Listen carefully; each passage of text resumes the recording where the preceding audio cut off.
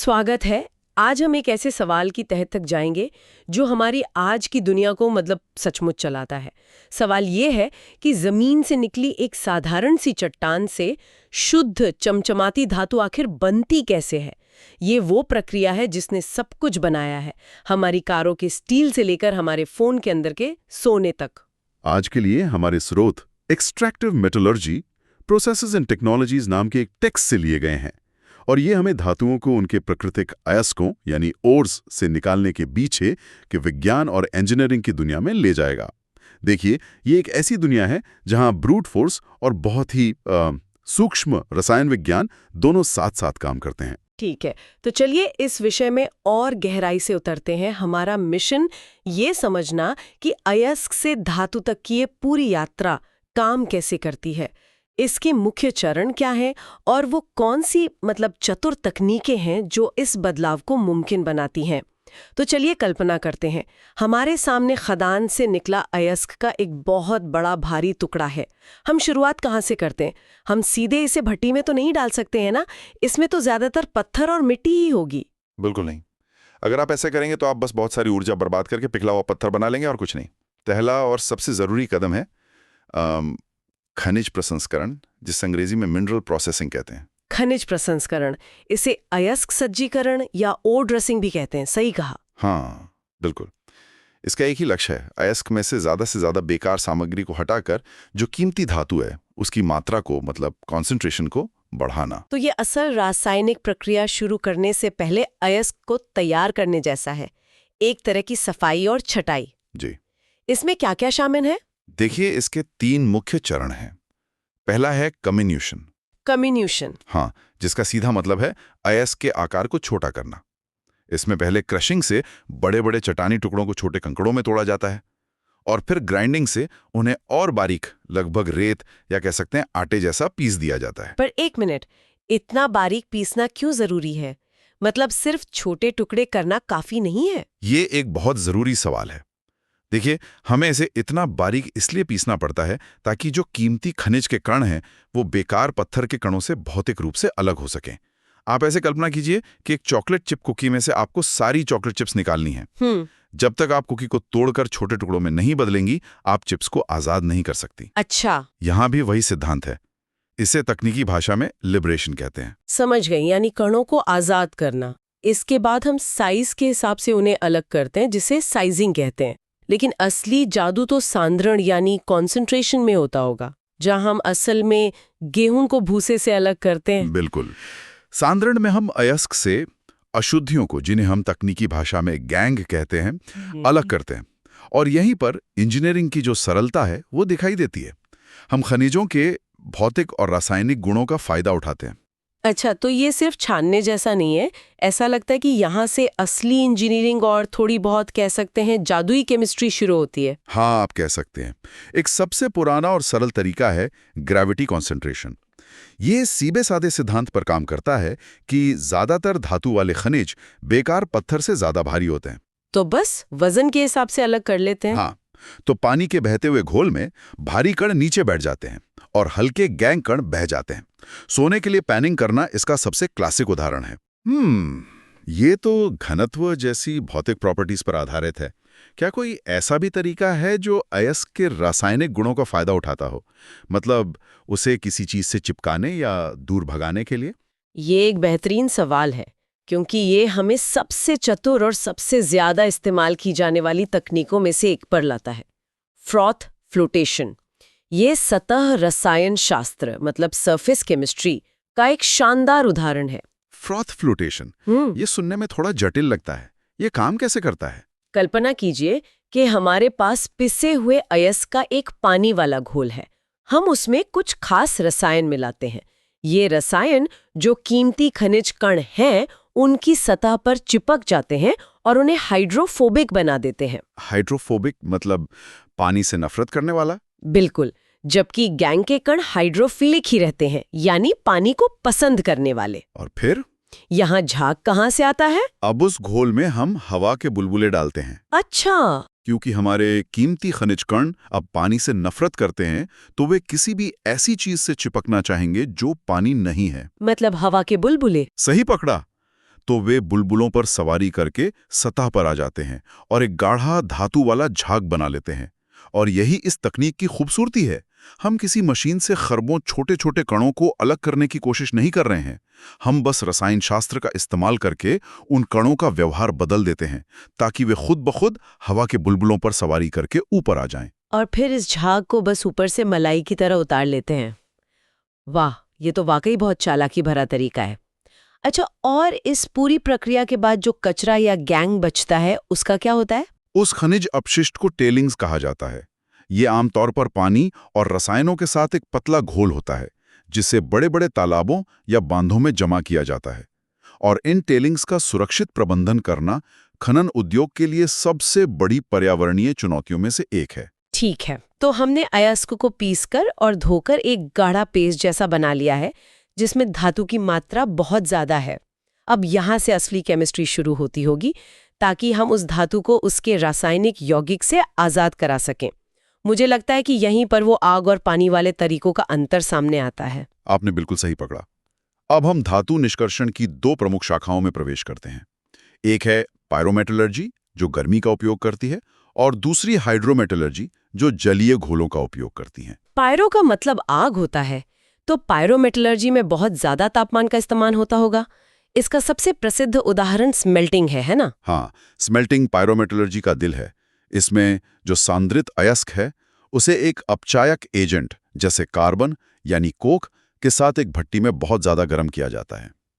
हम यहाँ 1200 degree Celsius से भी ज्यादा तापमान की बात कर रहे हैं। तो ये एक तरह की रासायनिक लड़ाई है जहां कार्बन ऑक्सीजन के लिए धातु से ज्यादा आकर्षक बन जाता है और ऑक्सीजन को अयस्क से छीन लेता है। बिल्कुल सही उपमा है आपकी। ये एक रासायनिक कमी की प्रक्रिया है।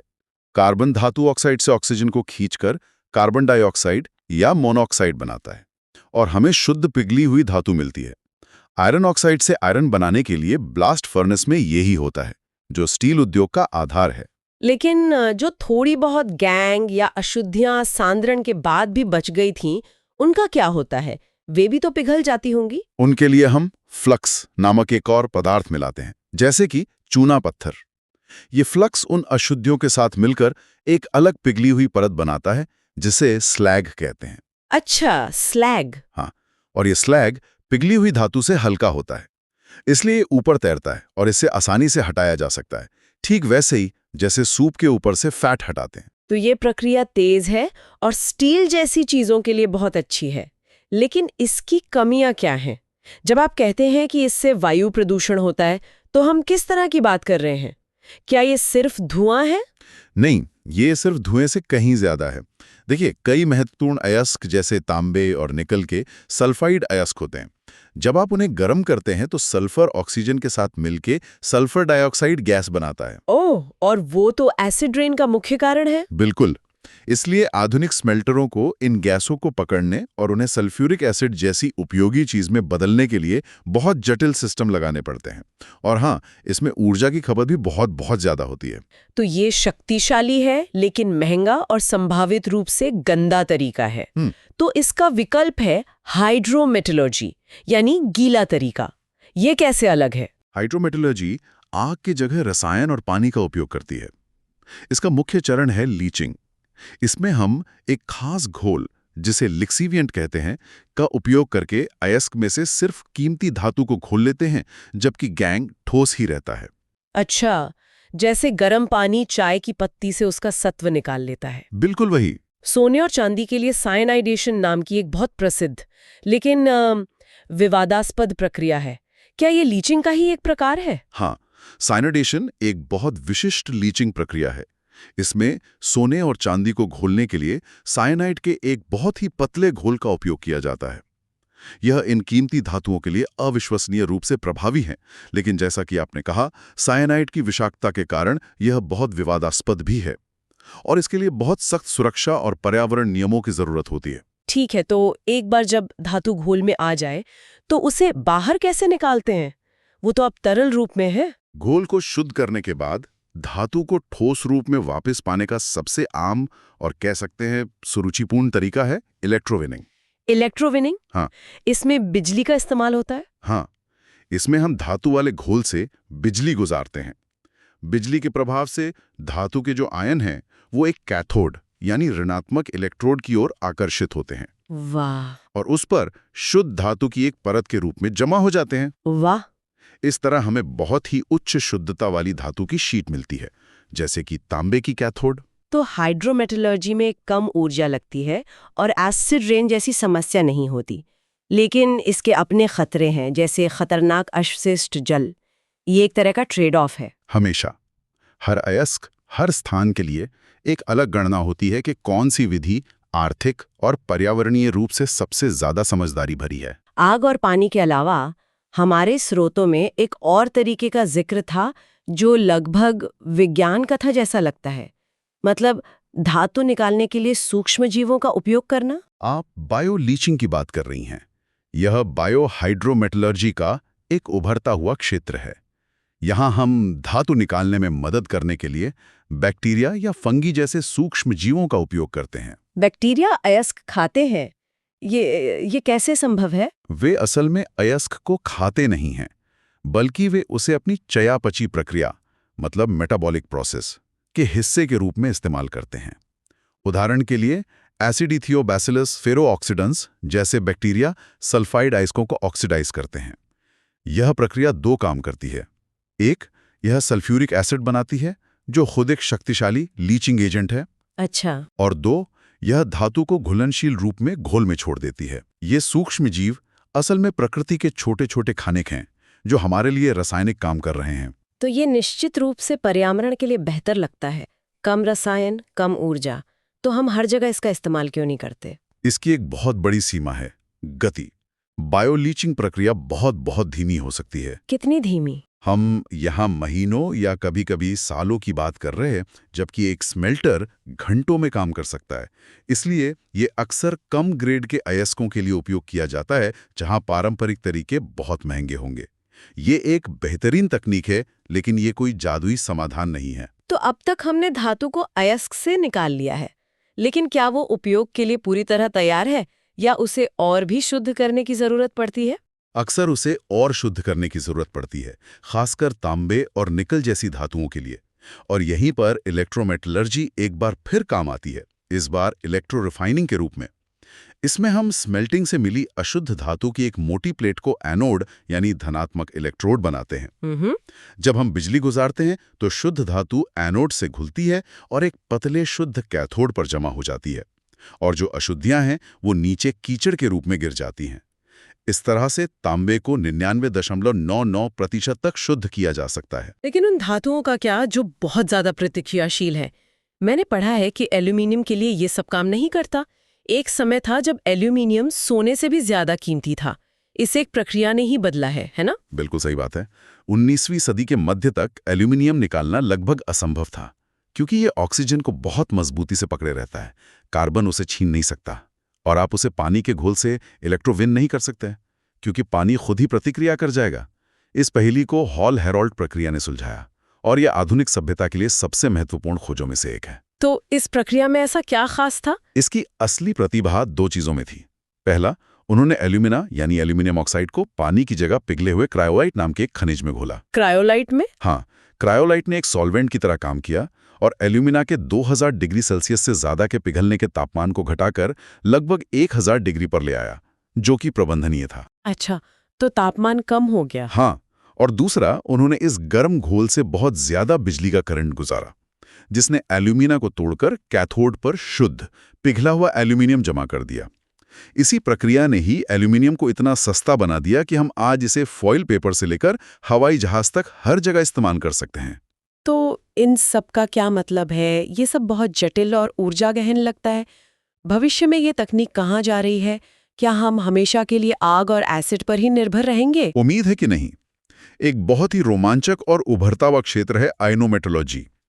ये पारंपरिक पानी या एसिड के बजाय आयनिक लिक्विड्स और डीप यूटेक्टिक सॉल्वेंट्स जैसे नए गैर जलीय सॉल्वेंट्स का उपयोग करता है। और इसका क्या फायदा है? ये सिर्फ एक और तरह का घोल ही तो है। नहीं, ये बहुत खास हैं।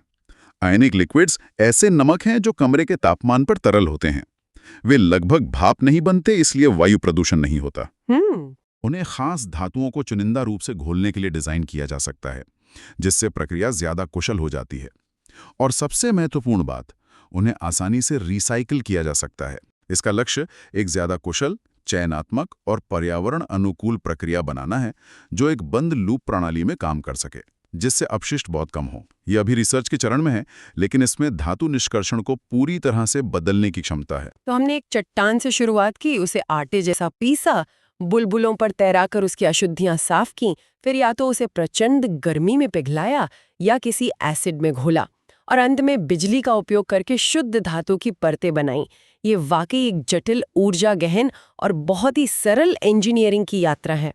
और यह एक निरंतर संतुलन बनाने की क्रिया है। हर अयस्क और धातु के लिए सही विधि का चुनाव उसकी लागत, दक्षता और सबसे महत्वपूर्ण, उसके पर्यावरणीय प्रभाव पर निर्भर करता है।